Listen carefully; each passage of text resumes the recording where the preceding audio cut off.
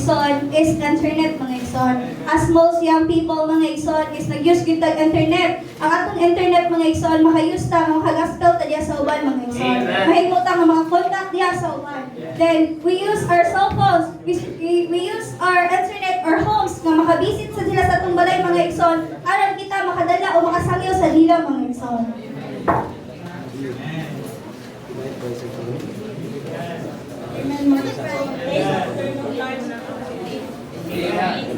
Most important thing.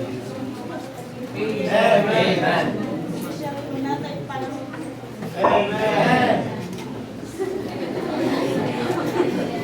Amen. Praise the Lord, mga igsoon. Amen. Pagkitaan ko diri mga igsoon nga friends, Jesus.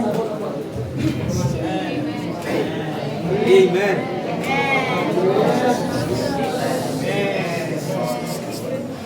Friends and romance study groups, mga igsoon. Amen. Yes.